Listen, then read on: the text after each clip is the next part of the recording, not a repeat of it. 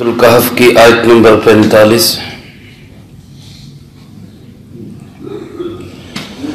الحمدللہ وکفا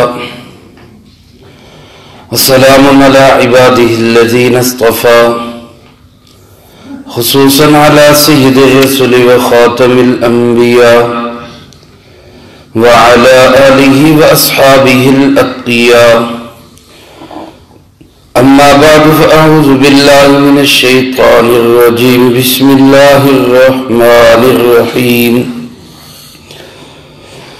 وَضْرِبْ لَهُمْ مَثَلَ الْحَيَاةِ الدُّنْيَا كَمَاءٍ أَنزَلْنَاهُ مِنَ السَّمَاءِ فَاخْتَلَطَ بِهِ نَبَاتُ الْأَرْضِ فَأَصْبَحَ حَشِيمًا تَذْرُوهُ الرِّيَاحُ وَكَانَ اللَّهُ عَلَى كُلِّ شَيْءٍ مُقْتَدِرًا الْمَالُ وَالْبَنُونَ زِينَةُ الْحَيَاةِ الدُّنْيَا والباقيات الصالحات خير عند ربك ثوابا وخير أملا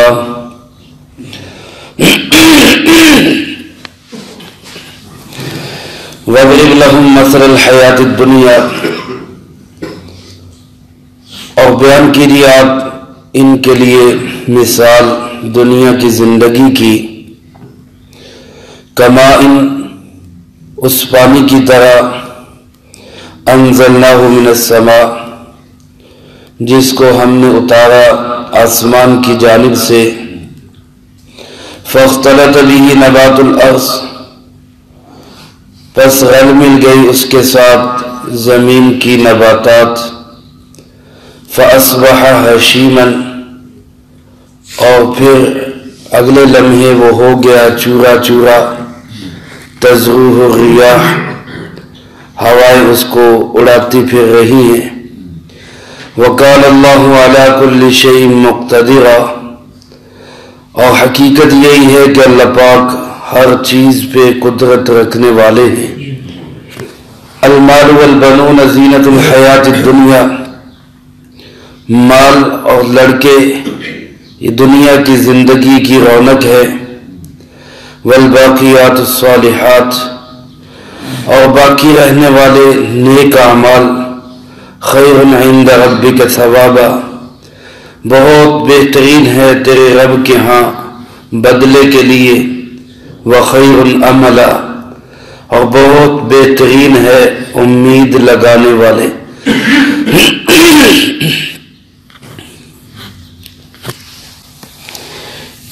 اس سے پہلے رکوع کے اندر اللہ رب العزت نے دو شخصوں کی مثال بیان فرمائی، وہ ایک تمثیل تھی یا ایک واقع حقیقی تھا، مگر اس سے یہ بات سمجھائی گئی کہ جس طرح کسی ایک انسان کا اپنی ظاہری حالت اور خاص طور پہ دنیاوی حالت کو دیکھ کر اترانا، فخر کرنا، ناز کرنا، گمانڈ اور غرور کرنا یہ غلط ہے، بلکہ اس کی بجائے اسے اللہ کی ذات پہ بھروسہ، اعتماد اور توکل رکھنا چاہیے اور اسی کی رضا کو سامنے رکھ کے زندگی گزارنی چاہیے۔ اسی اعتبار سے مجموعی طور پہ ساری دنیا کی انسانوں کو بھی اللہ کی ذات کو ہی سامنے رکھ کے زندگی گزارنی چاہیے، کیونکہ یہ ساری کی ساری دنیا چل چلاؤ کا گھر ہے، یہاں کوئی چیز بھی پائیدار نہیں، سب کچھ عارضی اور فانی ہے۔ اسی حقیقت کو سمجھانے کے لیے اللہ پاک نے جناب محمد کریم صلی اللہ علیہ وسلم کو مخاطب کر کے فرمایا کہ آپ ان کے سامنے ایک مثال بیان کریں، اور وہ مثال یوں فرمائے وَضْرِبْ لَهُمْ مَثَلَ الْحَيَاةِ الدُّنْيَا، یہ مثال ہے دنیا کی زندگی کی، یہ جو ہم جی رہے ہیں، یہ جو زمانہ چل رہا ہے، یہ ہمارا حال جو ہے، اس حال کی یہ مثال ہے، اس دنیا کی زندگی کی یہ مثال ہے۔ فرمائے کَمَاءٍ أَنزَلْنَاهُ مِنَ السَّمَاءِ، اس کو ایسے دیکھو کہ جیسے ہم نے آسمان کی جانب سے پانی اتارا، آسمان سے پانی اتارنے کا مطلب کہ آسمان سے ہی پانی کا حکم آتا ہے. یہ بارشیں برستی ہیں، پانی برستا ہے، تو یہ کس کے حکم سے؟ اللہ کے. وہ آسمانوں سے ہی آتا ہے. یا سما کا معنی بادل بھی ہے. عربی زبان میں ہر وہ چیز جو اوپر کی طرف ہو، وہ چھت ہو، وہ بادل ہو، یا وہ آسمان ہو، ان سب چیزوں کو سما کہہ دیا جاتا ہے. چھت کو بھی سما کہہ دیتے. تو یا تو مطلب یہ کہ آسمان سے اتارا یعنی آسمان سے بارش کا حکم آیا، یا مطلب یہ کہ بادلوں سے جو ہم بارش برساتے ہیں. پھر اس کا اگلا مرحلہ کیا ہوتا ہے؟ فاختلط به نبات الارض. یہ پانی زمین کی نباتات سے رل مل جاتا ہے، اس کا اختلاط ہو جاتا ہے، اس سے گل مل جاتا ہے. اس کے نتیجے میں ہر طرف سبزہ ہی سبزہ نظر آتا ہے. کھیت کھلیان باغات خوشنما لگتے ہیں اور بڑی خوبصورت ایک رونق سی نظر آتی ہے دنیا کے اندر. لیکن پھر اگلے ہی لمحے کیا ہوتا ہے؟ کچھ وقت کے بعد ہی کیا ہوتا ہے؟ فَأَصْبَحَ حَشِيمًا. وہی سبزہ، وہی رونق، وہی سب ہریالی، وہ سب کچھ پلاہٹ میں تبدیل ہو کے سوکھ جاتا ہے، وہ سب خشک ہو جاتا ہے. پھر چورا چورا ہو کے بکھر جاتا ہے. اور پھر تزروح الریاح، پھر ہوائیں اس کو کہیں سے کہیں اڑاتی پھرتی. تو جیسے یہ ہمیں اپنی آنکھوں سے نظر آ رہا ہے کہ یہ رونق جو کسی بھی باغ کی آج ہے کل نہیں ہوگی، آج ہے کل نہیں ہوگی، اسی طرح اللہ پاک فرماتے ہیں یہ دنیا کے اندر جو رونق تمہیں ملی ہوئی ہے یہ آج ہے کل نہیں ہوگی. ہر ایک انسان کو یہ بات سمجھ لینی چاہیے. یہ دنیا کی زندگی بالکل ناپائیدار ہے، کوئی اس کی حقیقت نہیں. ہماری آنکھوں کے سامنے نظر آ رہے آج کے پودے لگے ہوئے کل کو خس و خاشاک کی طرح ہواؤں میں بکھر جاتے ہیں. اللہ پاک فرماتے ہیں یہ ایک پودا ہے، ایک انسان بھی ایک پودا ہے، ایک جہان بھی ایک پودا ہے. جیسے یہ پودے تمہیں بکھرتے ہوئے اپنی آنکھوں سے نظر آ رہے، انسان بھی بکھر جائے گا، ایک انسان بھی بکھر جائے گا، پھر پوری انسانیت اور پورا جہان بھی بکھر جائے گا. یہ حقیقت میرے بھائیوں، میرے اور آپ میں، یہ ہمارے اندر دل کے اندر اتر جائے. آج ایک مسلمان اور ایک کافر کا یہی بنیادی فرق ہے. کافر سمجھتا ہے یہی مکمل زندگی ہے، یہی مکمل زندگی، اسی پہ سب کچھ لگاؤ، جو نکالنا ہے اسی سے نکال لو، جو فائدہ اٹھانا ہے اسی سے حاصل کر لو. لیکن مسلمان کا ذہن کیا ہوتا ہے کہ یہ تو عارضی زندگی ہے، اس کے بعد ایک بڑی زندگی شروع ہونے والی ہے اور اصل زندگی وہی زندگی ہے، اصل زندگی وہی زندگی. اس لیے کسی شخص نے یہ کہا، کسی نے سوال کیا کہ ہم دوسرے ملکوں کی طرح ترقی کیوں نہیں کر رہے؟ تو اس نے کہا کہ تم دوسرے ملکوں کی طرح ترقی کر ہی نہیں سکتے، اس لیے کہ ان کا تو ذہن یہی ہے کہ جو کچھ ہے یہی ہے، سارا یہیں پہ لگا دو اور یہیں سے نکال دو. تمہارا ذہن تو یہ ہے کہ جو کچھ ہے وہ آخرت کی زندگی ہے، یہاں جو لگانا ہے وہ ضرورت کے مطابق لگاؤ، آخرت کے لیے وہ اپنی وہاں کی ضرورت کے مطابق لگاؤ. تو تم ان کے ساتھ دنیا کے اندر ان کی پہنچ کو نہیں پہنچ سکتے.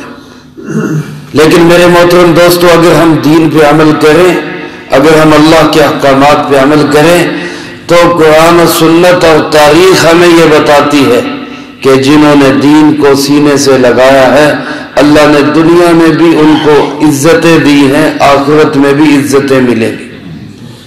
اس لیے آج ہمیں اس حقیقت کو بہت اچھی طرح سمجھ لینا چاہیے. ایک شخص بچپن میں ہوتا ہے، نوجوان ہے، رونق آ گئی، اس کے جسم پہ چمک دمک آ گئی، آج اس کے سارے اعضاء کام کر رہے ہیں، اس کا چلنا پھرنا خوبصورت. اس کی چال خوبصورت ہے، اس کے ہر عمل کے اندر ایک رعنائی اور رونق نظر آتی ہے، لیکن کچھ دن گزرتے ہیں یہی جسم ڈھلنا شروع ہو جاتا ہے، یہی کھال اس پہ جو ہے وہ سلوٹیں پڑنا شروع ہو جاتی ہیں، چہرے کا رنگ روپ بدل جاتا ہے، کمر جھک جاتی ہے، پھر وہ چال جو چال مٹکنے والی تھی اب وہ چال جو ہے وہ لڑکنے والی ہو جاتی ہے، اب گرا گیا اب گرا، جسم کا ایک ایک عضو کر کے بکھرنا شروع ہو جاتا ہے، نظر کمزور ہو گئی، کان کمزور ہو گئے، بعض اوقات جسم میں کوئی چوٹ لگ گئی، زخم پھیل گیا، ڈاکٹر کہتے کاٹنا پڑے گا، دانت نکلنے لگ گئے، یہ آہستہ آہستہ انسان کا وجود بکھر رہا ہے، پھر وہ وقت آتا ہے کہ یہ بالکل ختم ہو گیا، مٹی میں مل گیا، الا ماشاءاللہ وہ سب ختم ہو گیا، ہواؤں کے اندر بکھر گیا۔ یہ ہماری زندگی کی مثال ہے۔ جیسے کسی نے کہا نا بچپن میں تجھے برسوں کھلایا، جوانی نے پھر تجھ کو مجنوں بنایا، بڑھاپے نے آ کے کیا کیا نہ ستایا، اجل کر دے گی تیرا بالکل صفایا، جگہ جی لگانے کی دنیا نہیں ہے، یہ عبرت کی جا ہے تماشا نہیں۔ اللہ ہم سب کو یہ حقیقت سمجھا دے، کتنی خوبصورت مثال سے اللہ پاک نے یہ بات وضاحت کی ہے، یہ سمجھائی ہے، اور یہ بھی اللہ کی مہربانی ہے۔ اللہ چاہے تو کان اللہ علی کل شیء مقتدرا، ہر چیز پہ قدرت رکھتا ہے، ہمیں زبردستی چلانا چاہے تو زبردستی بھی دین پر چلا سکتا ہے، لیکن وہ کہتا ہے اپنے اختیار سے چلو، اپنی مرضی سے چلو تاکہ میں تمہیں نواز سکوں، میری رحمتیں تم پہ برس سکیں کہ دیکھو یہ بندے تھے جن کی مرضی، جن کی چاہت، جن کی خواہشات بھی میری مرضی کے مطابق ہوگی۔ یہی امتحان ہے ہمارا، ورنہ سارے جانور، سارے فرشتے سب اللہ کی اطاعت کر رہے ہیں، اور مجبوراً اس لیے کہ اللہ نے ان کی طبیعت میں ہی اطاعت رکھی ہے، نافرمانی ہے ہی نہیں ان کی طبیعت میں۔ ہماری طبیعت اور فطرت میں نافرمانی رکھ کے ہمیں امتحان میں بھی ڈال دیا کہ اب دیکھو من چاہی کون گزارتا ہے اور رب چاہی کون گزارتا ہے، اور پھر اس پہ نواز بھی سب سے زیادہ دیا کہ اگر تم رب چاہی گزارو گے تو فرشتوں سے بھی بڑا مقام تمہیں عطا کروں۔ یہ حقیقت ہمیں سمجھ آ جائے کہ آج کی جوانی، آج کی خوبصورتی، آج کی طاقت، آج کی رعنائی اور رونق کو دیکھ کے انسان بہک جاتا ہے، بھٹک جاتا ہے، اور وہ سمجھتا ہے یہ ہمیشہ رہے گا، یہ کبھی نہیں ختم ہوگا۔ اللہ پاک نے اسی حقیقت کو سمجھایا فَأَصْبَحَ حَشِيمًا، ایک وقت آئے گا، ایک صبح ہوگی، ایک زمانہ ایسا بھی آئے گا کہ یہ سب کچھ پیلا پڑ جائے گا۔ تَزْرُوهُ الرِّيَاحُ، فضائیں اس کو بکھیرتی پھریں گی، ہوائیں اس کو اڑاتی پھریں گی۔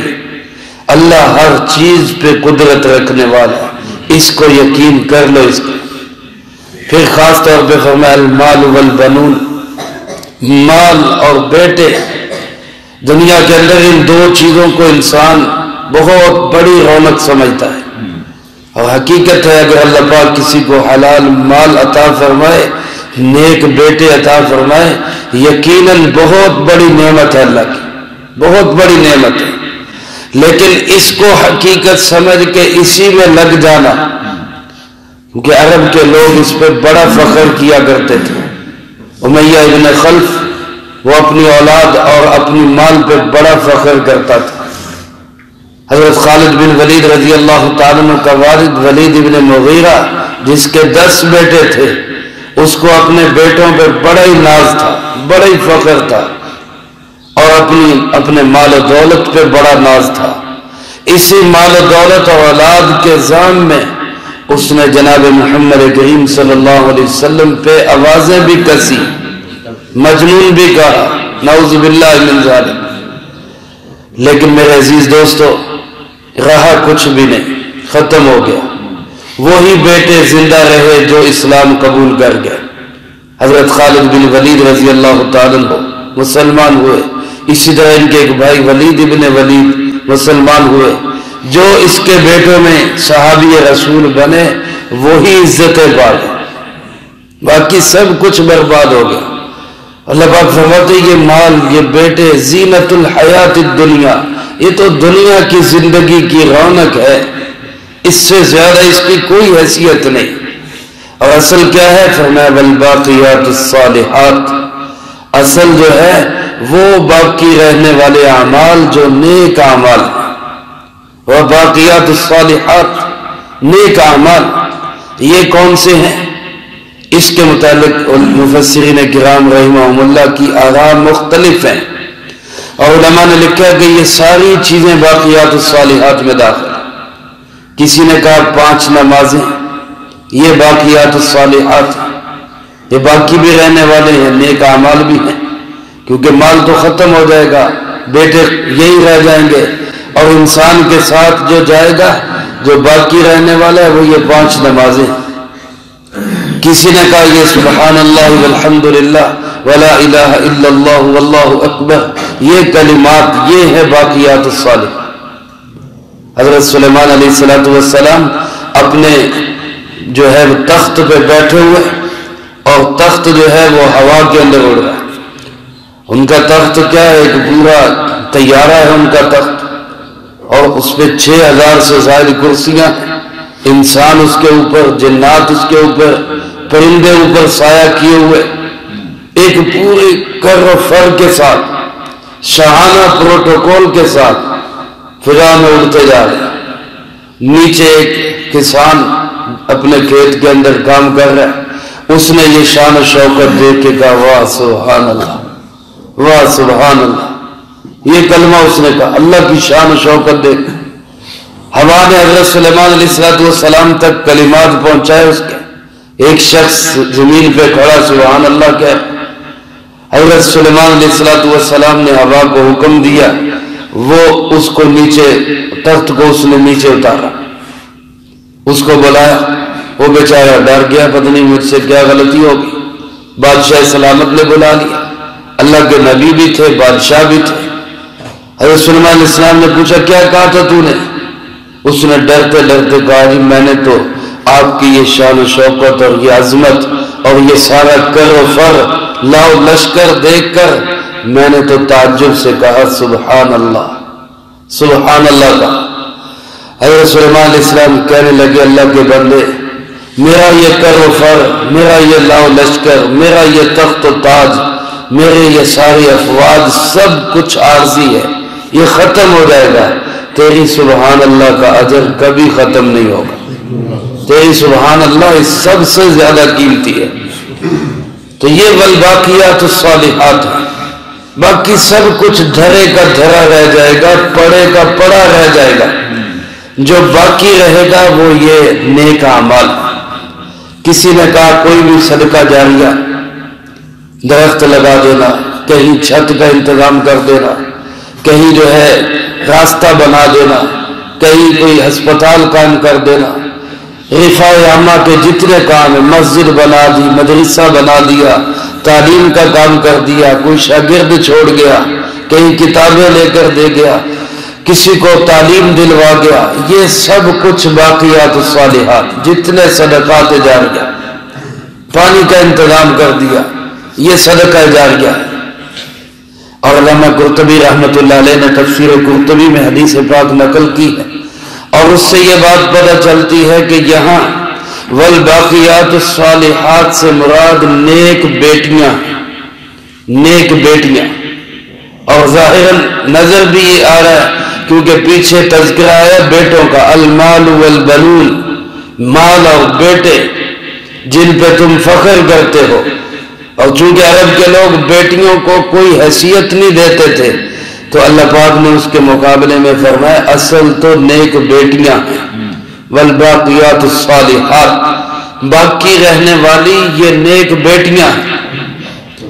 چنانچہ حضرت عائشہ صدیقہ رضی اللہ تعالیٰ عنہ کی یہ روایت انہوں نے نقل کی ہے امام قرطبی رحمۃ اللہ علیہ، کہ حضرت عائشہ رضی اللہ تعالیٰ عنہ فرماتی ہیں ایک آدمی جس نے اپنی بچیوں کو اچھی اور نیک تعلیم دی، دین سکھایا ان کو۔ ظاہراً وہ آدمی بہت اعمال والا نہیں، گناہگار شخص ہے۔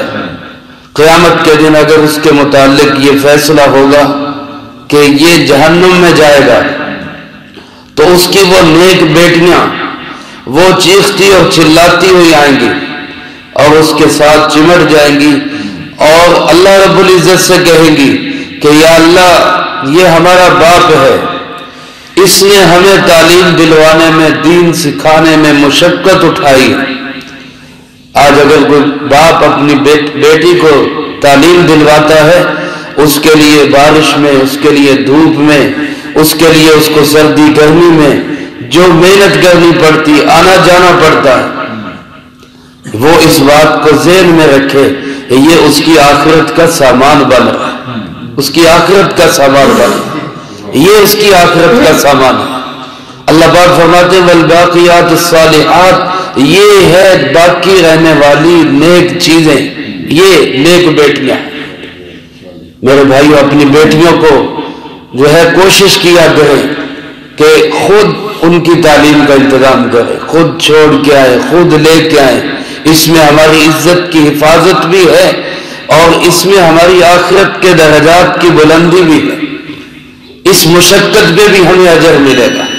اللہ پاک فرماتے ہیں یہ ہے باقیات الصالحات، اور فرمایا وہ اپنے باپ کے ساتھ چمٹ جائیں گی اور اللہ سے کہیں گی یا اللہ ہمارا باپ جیسے بھی اعمال والا ہے، اس نے ہمیں دین سکھایا، اگر آپ نے ہمیں جنت دی ہے تو ہمارے ساتھ اس کو بھی جنت میں بھیجیں۔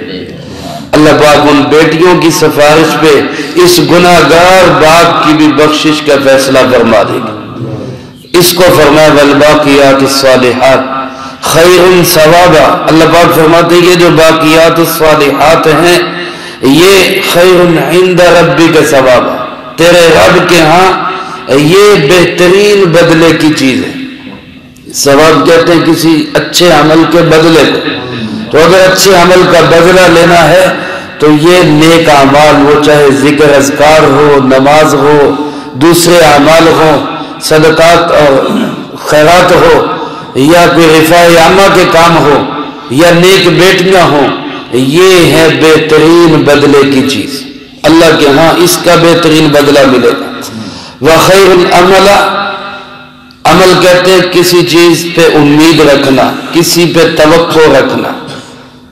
آج انسان اپنے مال پہ توقع رکھتا ہے اور مشکل وقت میں میرے کام آئے گا، بیٹوں پہ توقع رکھتا ہے بڑھاپے میں میرا سہارا بنے گی، یہ فلاں میرا آسرا بنے گا۔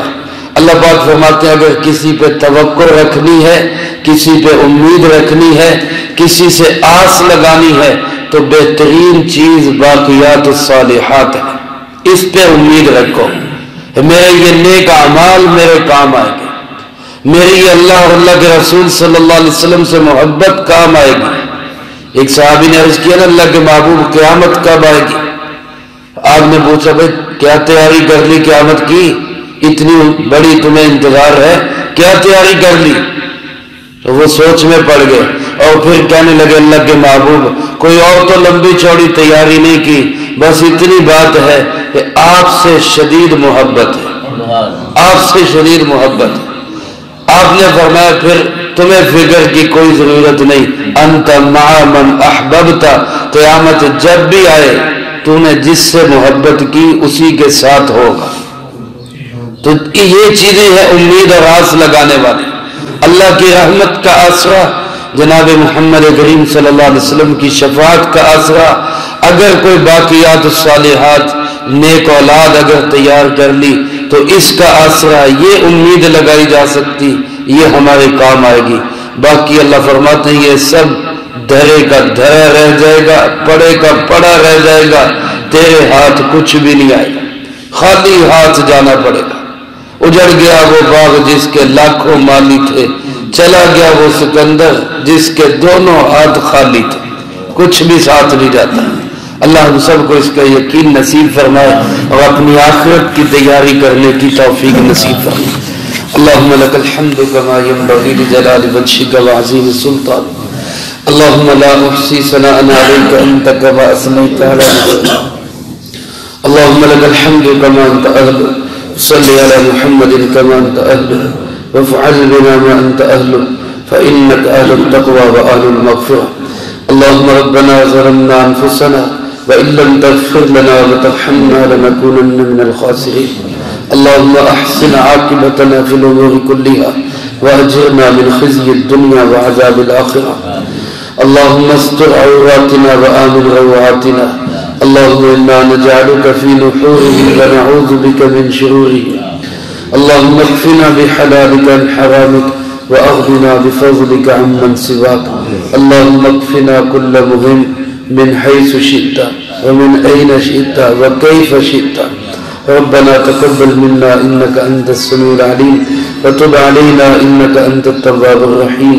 وصلى الله على النبي الكريم وعلى آله وأصحابه أجمعين برحمتك يا أرحم